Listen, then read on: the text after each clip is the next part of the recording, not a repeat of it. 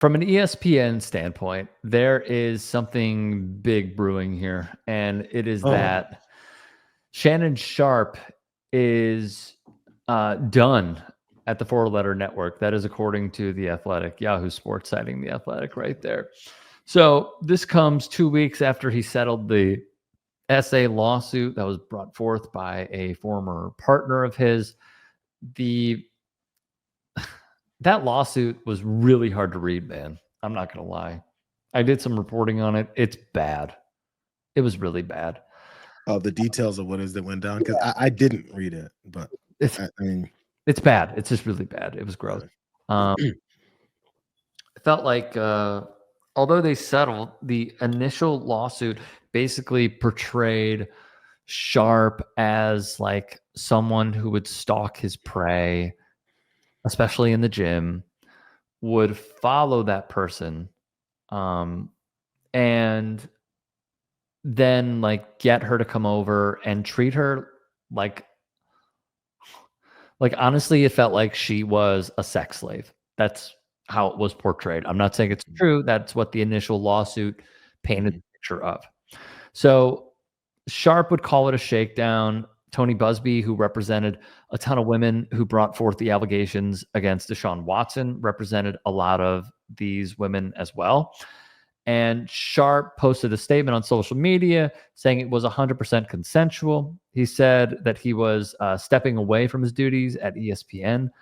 And now the woman who's not been named, she's going under Jane Doe. She was seeking a $50 million settlement for the pain and suffering.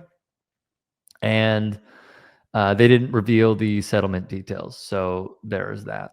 What do you make of this overall? I did see some of the reports. Who knows? These are reports, so don't quote me on what the settlement details are, but some folks were saying it's about half of what she was asking, a little less. And after they had that settlement, I'll see if I can confirm that. Yeah, I read a couple other articles. So again, there's no way you can say it for sure if it hasn't been confirmed. I don't think anyone has specifically confirmed a number, because official reports say it was for a lesser amount, but a settlement nonetheless. And then that's the moment when ESPN pulled the trigger here.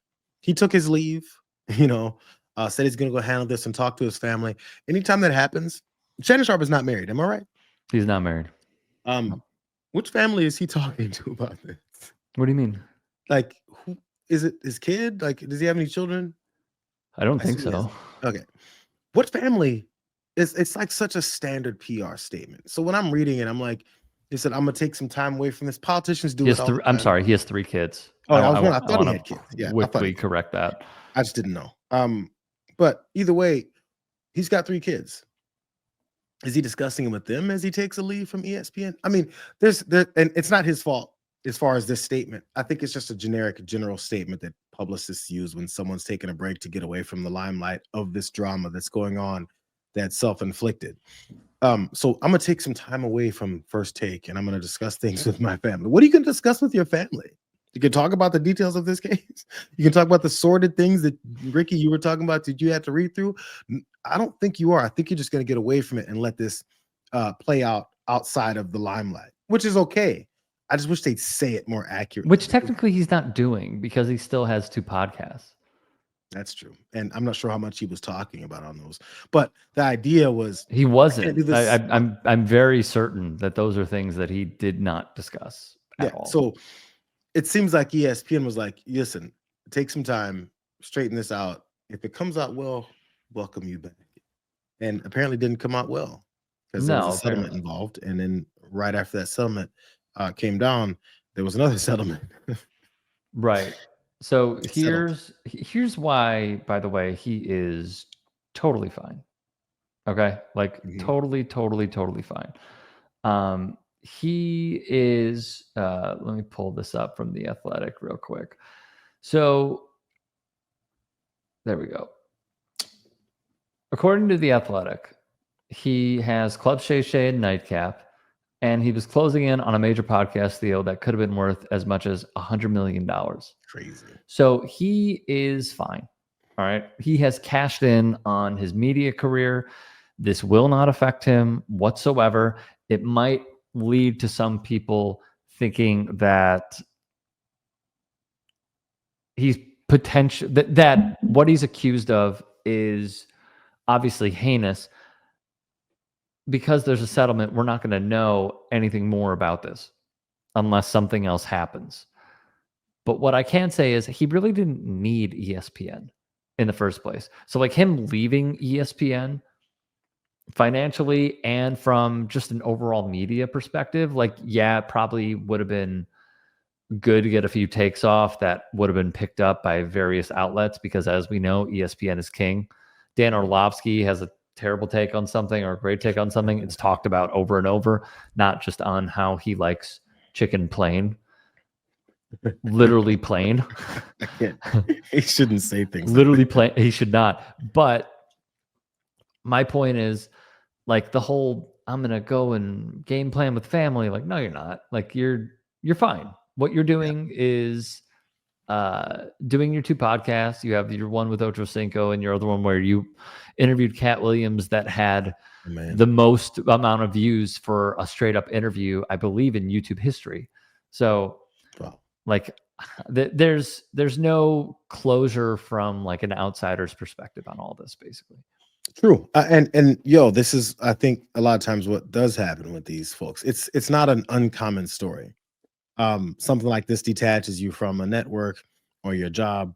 You get other opportunities in the meantime. I'm not sure if that $100 million contract for some kind of podcast is going to continue after this, or it was already inked, or if they were in the works, who knows? But also, he had an NFL playing career.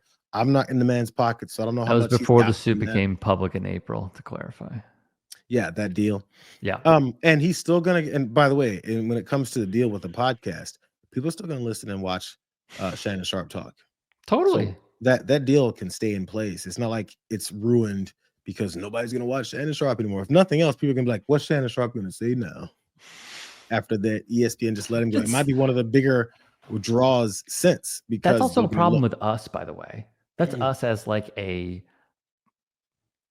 media consuming public, that like once there's the slightest bit of controversy, we're like, oh, well, I wonder what his take is on the Cleveland Browns. Oh, I wonder what he's going to say about Shedeur Sanders. Like what? That is a microcosm of the ills of society. That especially in 2025, controversy just sells. Which makes me wonder. Was I talking to you about Stephen A. Smith since we're talking First Take? No.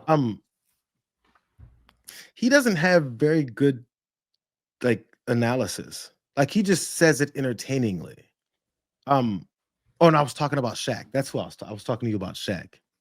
A lot of times when you see these guys, they go through the motions when it comes to analysis, or they're talking about this same NFL season or NBA season. You kind of run out of new things to go to. So sometimes you regurgitate the same stuff over and over and over again, or go back to that same theme, because that's just where your mind is. That's what you're noticing. That's what you're seeing. It's no shot to anybody. But when you watch it close enough and you're in the business that we're in, and we produce and we write, and we broadcast, and we do every aspect of it. In case you guys don't know, we do. Rick and I do everything from start to finish. I'm not sure how much you edit, Rick, but damn, everything. I edit almost everything. So, I just want to very quickly add this because I think it's important. There is because you were talking about Stephen A. Smith, right? There's actually, because I thought you were going to go forward with this. There's a former ESPN host named Jason Fitz who said Smith was one of the least prepared people he's ever worked with. Oh, I didn't know that. So Jason Fitz, who works, I believe, for Yahoo now, he was with ESPN and ESPN Radio for a long time. This article was June 20th. As reported by Awful Announcing, he had an appearance on 92.9 ESPN in Memphis. And here's what he said. Stephen A. is one of the least prepared people I've ever worked with in my entire career. He said, now Stephen A. is busier than I ever was. We see him making content 24/7. So I guess my question to people in Memphis is, how much Memphis do you think he's actually absorbed? And I mean all of it, Memphis culture, Memphis basketball. What the hell does Stephen A. Smith know about the city of Memphis? And the answer to that is only what his friends or his people on his phone tweet him or text him. That's all he knows. He is so separated from actual reality. What does he know? And then he went on to say, Stephen A. walks and talks and lives and eats and breathes stereotypes. That's all he knows, as in Memphis. Frankly, he has to talk about the city of Memphis because my guy hasn't watched a single Memphis basketball game in probably 3 years. Stephen A has a staff and info group that feeds him information so that he can have somewhat informed opinions. And they're usually not because he works too hard to actually watch any games. Wow. I wonder what happened with this guy. I wonder why he came with this fire. He's at Yahoo Something bad Sports now. So like when you corrected yourself in saying Shaq, I actually thought that you were going to go with the Stephen A thing because I remember seeing that and knowing how that dude worked at ESPN, sometimes with Stephen A. Smith, though I believe pretty rarely. He knows more things than we do. Right. You know what I mean? Yeah. And a lot of times you'll see the guys behind the scenes. I'm not sure. I can't remember what you said. This guy who's said all this about Stephen A. Smith, what his position was, or he's he was like a host. He was another host. Yeah. But not necessarily an analyst on basketball. He hosts. And again, back to the whole, the places that people hold on these broadcasts. Analysts will talk about the breakdown of the game or the details of something else because they may be a former player, coach, Right. GM, whatever, that knows the intricate parts of the game that'll give people a perspective that they may not know because they didn't stand at a point guard on the floor and dribble the ball up and understand what they're seeing in every game. It's why Kenny, the Jet Smith, is so good at what he does. He's really good at what he does. And it's different every time because he's analyzing what we're seeing. But, there may be guys who analyze the stuff and there's just something they always see and it's repetitive. Now, I'm not sure what Stephen A always sees, but what Stephen A does, his number one thing is to be entertaining. And you and I have had this conversation, maybe even a disagreement on this before. I was like, man, I see the problem with Stephen A Smith, but dude keeps going because dude is entertaining. He's entertaining, and that's what that guy also said. All he concerns himself with is making sure that he pushes whatever stereotype about Memphis in that particular point because he's just feeding to the people. Let me refer back to WWE.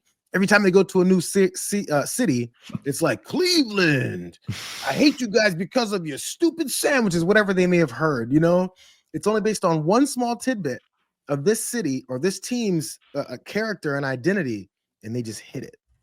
And that's enough to get people to go, what's he saying about Cleveland? No, and that's the only correct way to answer that question is with the famous poet Joakim Noah. Okay. That's the only way to talk about Cleveland is when you bring up Joakim Noah saying this. Place, man. I just stayed in my hotel room, man. Every time I look out my window, it's pretty depressing out here, man. It's bad. It's bad. So you're not going out? No. I'm not going out, man. It's all factories. Do you regret anything that you said about Cleveland? Not at all. You like it? You think Cleveland's cool? I mean, I never heard anybody say I'm going to Cleveland on vacation. What's so good about Cleveland? There's so many good things in Cleveland. That's why he's my favorite player. You see what I'm saying? Charles Barkley, I think the same way. I liked Joakim Noah so much more after he did that. I like the heels. I know you do.